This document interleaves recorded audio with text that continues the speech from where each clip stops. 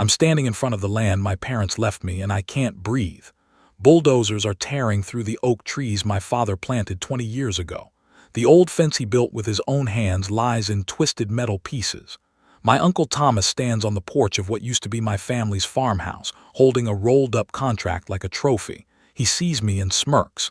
"It's sold, kid. Should have taken better care of your inheritance." I scream that he had no right to do this. My voice cracks. He shrugs like I'm nothing. "You're just a sentimental kid. This is business." The words hit harder than any punch. I watch the bulldozer crush my mother's garden. The roses she loved are gone in seconds. This land was supposed to be my future. My parents died in a car accident 3 years ago, and this was all they left me. Now it's disappearing before my eyes. Thomas waves the contract at me one more time before going inside. I fall to my knees in the dirt.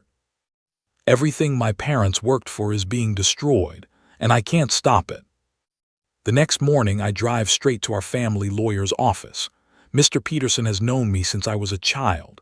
He handled my parents' will. I burst through his door without knocking. "How could Thomas sell my land?" I demand. Mr. Peterson looks uncomfortable. He won't meet my eyes. He pulls out a file and shows me the will. It clearly states the land is mine, but then he slides another document across his desk. "Your uncle presented this," he says quietly. It's a transfer letter with my signature on it, dated 6 months ago. My hands shake as I read it. The letter says I'm voluntarily transferring the land to Thomas because I can't manage it, but I never signed this. I never even saw it before today. "This isn't my signature," I tell him. Mr. Peterson shifts in his chair. "I had my doubts too, but your uncle insisted it was legitimate." My heart sinks into my stomach. Thomas planned this months ago. He forged my name. He stole my parents' legacy while pretending to care about me. That night I sit alone in my small apartment. The place feels empty and cold.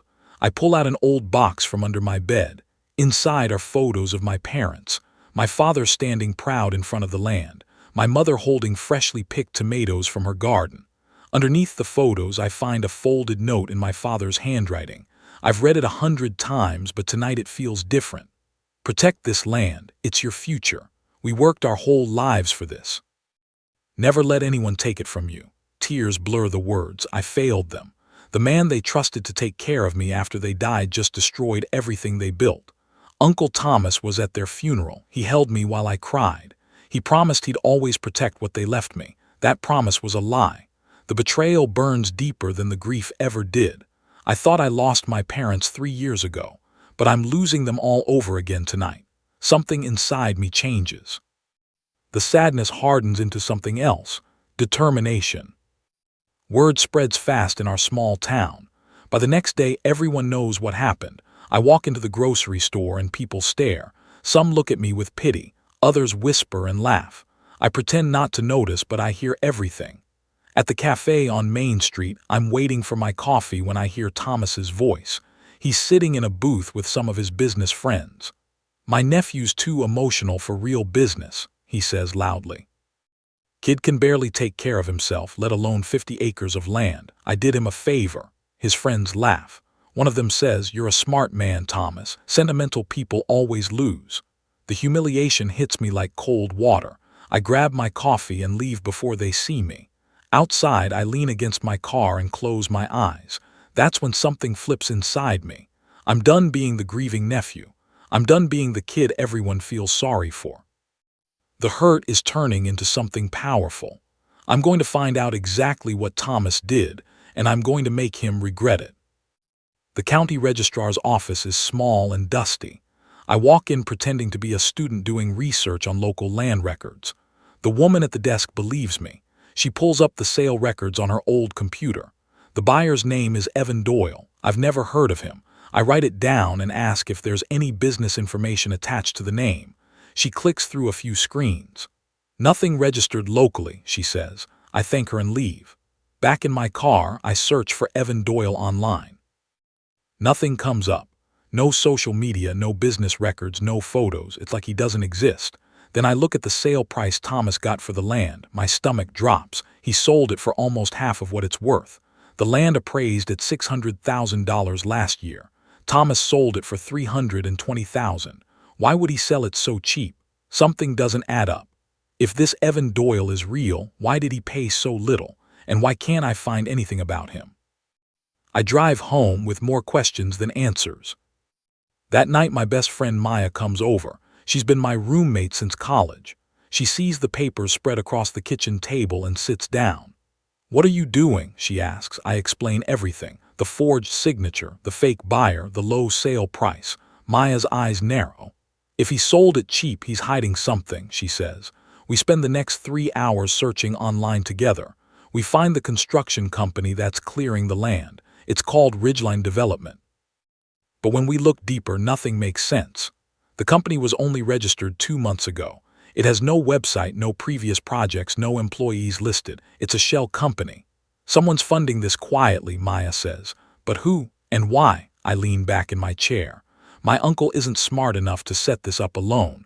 Someone else is involved. Someone with money and motivation to stay hidden. We print everything we find and create a file. If Thomas has partners, I need to know who they are. Knowledge is the only weapon I have right now. I can't sleep. I keep thinking about the day my father died. I was 19 years old, standing in the hospital hallway. Uncle Thomas found me there. I was shaking and couldn't stop crying. He put his arm around me. "I'll always protect what your parents left you," he said. His voice was so gentle, so caring. I believed him completely. For 3 years I trusted him. He'd check on me every few weeks. He'd ask how I was managing. He seemed genuinely concerned. But now I see it differently. Every visit was him watching me, waiting for the right moment to steal everything. That promise he made wasn't comfort. It was a lie he told while planning his betrayal. The memory feels poisoned now. I get out of bed and look at myself in the bathroom mirror. My eyes are red from lack of sleep. But there's something else there too. Anger, focus. I'm not the broken kid in that hospital hallway anymore. I vow right then that I'll protect what's left of my parents' legacy. Not through tears, through action. 3 days later, Mr. Peterson calls me. His voice sounds different, nervous. "Can you come to my office?" he asks. "I need to talk to you privately." When I arrive, he locks the door behind me. He looks like he hasn't slept either.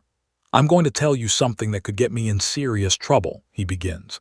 He explains that he never believed the signature on the transfer letter was real, but Thomas threatened him, said he'd ruin Mr. Peterson's law firm if he questioned it.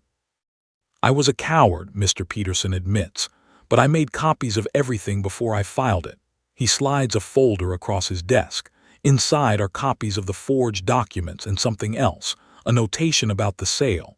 "The title transfer is still pending," he says. "There are some missing documents. If you can prove fraud or duress, the sale might not be legally binding." My hands shake as I hold the folder.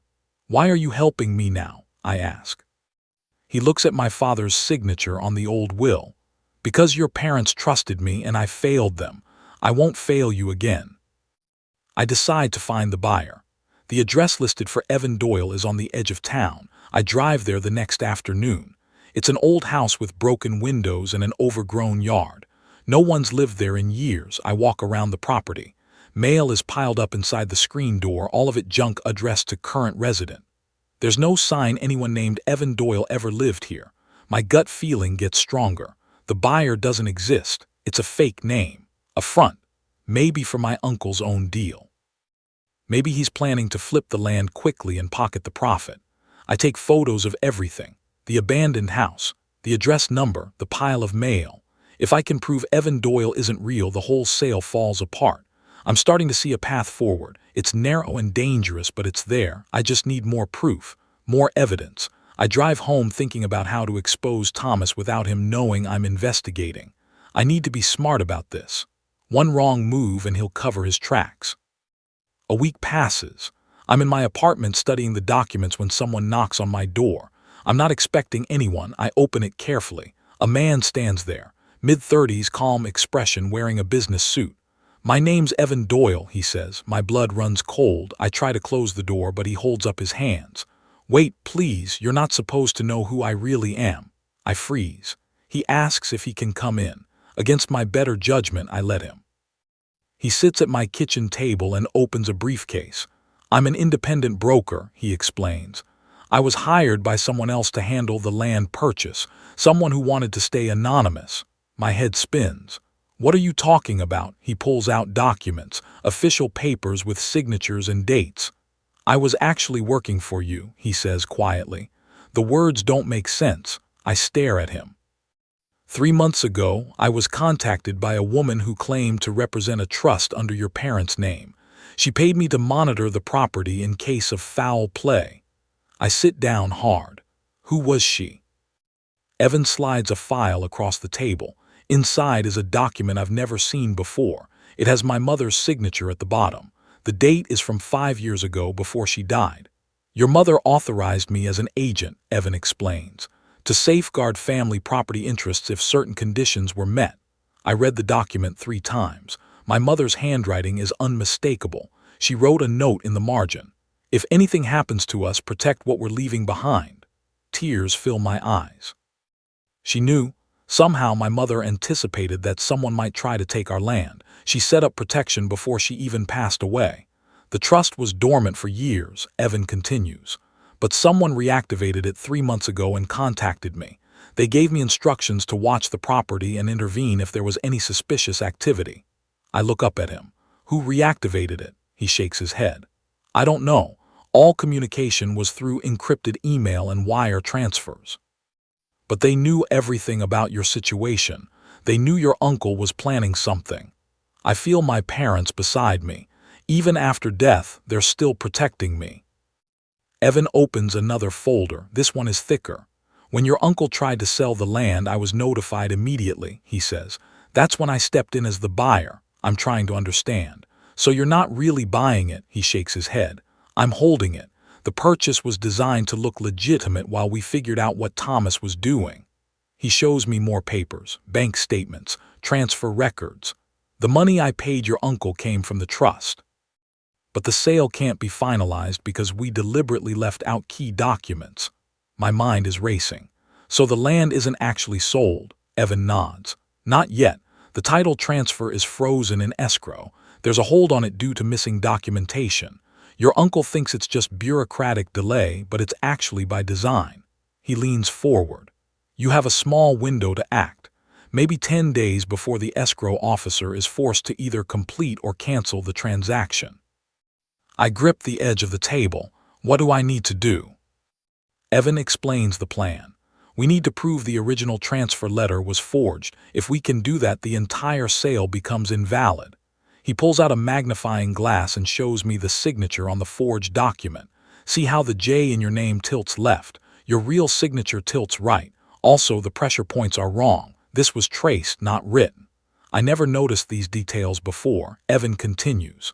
We need Thomas to admit what he did, on record. I think about this. You mean like a recording? He nods. Exactly. If he confesses to forging your signature, we have everything we need. The idea is risky. Thomas isn't stupid, but he's arrogant. I could meet him for dinner, I say slowly. Act defeated, make him think he won. Evan smiles slightly. That might work. Arrogant people love to brag. We spend the next hour planning every detail. What I'll say, how I'll steer the conversation, where I'll hide the recording device. By the time Evan leaves, I feel something I haven't felt in weeks. Hope, not the desperate kind, the strategic kind. 2 days later, I text Thomas. Can we talk? I want to settle this. He responds within minutes. About time you came to your senses. We agree to meet at Rosa's, a restaurant downtown. I arrive early and set up my phone on the table, recording app hidden in a menu holder. Thomas arrives 10 minutes late. He's wearing an expensive suit I've never seen before, probably bought with money from my land. He sits down and orders wine without asking if I want any. So, he says, leaning back. You ready to accept reality? I nod slowly. You win, Uncle Thomas. I just hope you do something good with the land. His face lights up. This is what he wanted to hear. Good, kid, I'm going to triple my investment in 6 months. He leans forward. Your parents were too sentimental. They could have developed that land years ago, but they wanted to keep it natural. He laughs. That's why they died broke. The words make me sick, but I stay calm. How did you even get the sale through? I ask. He grins. Easy. I forged your signature on a transfer letter. Peterson knew it was fake, but I threatened his firm. He folded like paper. Thomas keeps talking. The wine makes him careless. The money's already in offshore accounts, he brags. Untraceable. Even if you tried to sue me, you'd never find it. I nod like I'm impressed. That's smart, Uncle Thomas, really smart. He raises his glass. To business, nothing personal, kid. I don't toast with him, I just smile. After dinner, I drive straight home. My hands are shaking, but not from fear, from anger and satisfaction. I have everything on tape. His confession. The forged signature. The offshore accounts. Everything. The next morning, I meet with Evan and Mr. Peterson. We listen to the recording together. Mr. Peterson's face goes pale. This is enough, he says quietly. This is more than enough. Evan files an injunction through my parents' old trust. It freezes the property transfer immediately. The court issues a temporary restraining order on any further transactions. When Thomas gets the notice the next morning, I'm waiting. My phone rings at 8 a.m. What did you do? He screams. I smile. I'm just playing fair, Uncle Thomas. Thomas shows up at my apartment an hour later. He pounds on the door so hard I think he'll break it. I open it calmly. His face is red, his eyes wild. You're playing with fire, kid, he shouts. I step aside. Come in, let's talk like adults. He storms inside. You think you can stop this? I have lawyers, I have connections, you're nobody. I pull out my phone and play 30 seconds of the recording. His voice fills the room. I forged your signature on a transfer letter. His face drains of color. That's illegal, he whispers. I nod. Yes, it is. He tries to grab my phone, but I step back. This is backed up in 3 places. You can't destroy it. He stands there, breathing hard. For the first time since this started, I see fear in his eyes. What do you want? He asks. I sit down. I want the truth to come out. I want justice for my parents, and I want you to face what you've done. He laughs, but it sounds hollow. You're just a kid. You don't know how this world works. I look at him directly. I know enough to destroy you. I don't leak the full recording yet, just a small clip. I send it to a journalist at the local newspaper who covered my parents' accident years ago. She remembers me. The clip is just 15 seconds. Thomas saying, I forged your signature. It's enough to plant doubt. The journalist publishes a short article. Questions arise over disputed land sale. It's page 5, but people notice. Thomas's business partners start calling him. I know because his secretary quits and tells Maya everything. The partners want explanations. Meanwhile, Evan uncovers something else. Thomas took out a huge loan 6 months ago using the land as collateral, $250,000. He borrowed against property he didn't even own yet. The loan's defaulting, Evan tells me. If the sale collapses, Thomas owes the bank everything plus interest. He'll be ruined. I sit with this information. Thomas gambled everything on stealing my land. He spent money he didn't have yet. He assumed I'd never fight back. For the first time, I have real leverage, the kind that can break him completely.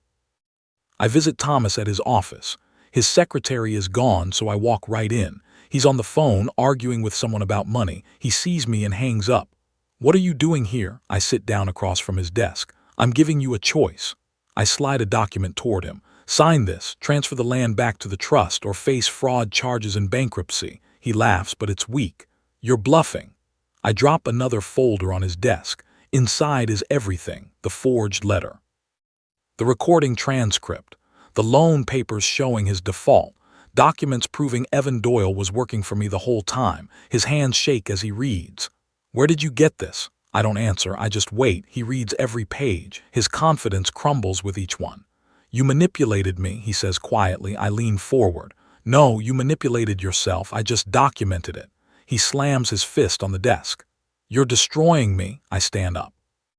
You destroyed yourself the day you forged my signature. I'm just making sure everyone knows about it. I leave the document on his desk and walk out. Thomas doesn't sign. Instead, he files a lawsuit against me. Defamation. Claims I doctored the recording to frame him. I get served papers at my apartment on a Tuesday morning. Maya reads them and gets angry. He's desperate, she says, but I'm not worried. Because what Thomas doesn't know is that Rosa's restaurant has security cameras. Evan already obtained the footage. It shows everything. Thomas bragging, me sitting quietly. The entire conversation captured from 2 angles with clear audio. When Thomas's lawyer tries to intimidate me during a deposition, I play the restaurant footage. The lawyer watches in silence, then he closes his briefcase. "I'll need to speak with my client," he says tightly. 3 days later, Thomas withdraws the lawsuit, but the damage is done. The footage leaked online somehow. Maya says she doesn't know how it happened, but I see her smile. The clip goes viral locally. "Wealthy uncle caught admitting to fraud" is the headline. Within 24 hours, everyone in town has seen it. Thomas's business partners issue statements distancing themselves from him. His construction projects get canceled. Everything starts falling apart. The community's reaction shocks me. People who whispered about me at the grocery store now stop to shake my hand. The cafe owner refuses to let me pay for coffee. Strangers send messages of support. Thomas's reputation collapses overnight. His friends abandon him. His business accounts get frozen pending investigation. The bank calls in his defaulted loan. His big house goes up for sale. Everything he built through manipulation and lies crumbles in days. I don't celebrate. Part of me feels hollow. This is my uncle, the man who held me at my parents' funeral. But then I remember him smirking while bulldozers destroyed my mother's garden. I remember him calling me weak. I remember him laughing about forging my father's trust. Justice isn't supposed to feel good. It's just supposed to be right. And this is right. The district attorney's office contacts me. They're building a fraud case. They want me to testify. I agree immediately. Thomas needs to face legal consequences, not just social ones. My parents deserve that much. 4 days later, someone knocks on my apartment door. It's evening. I open it carefully.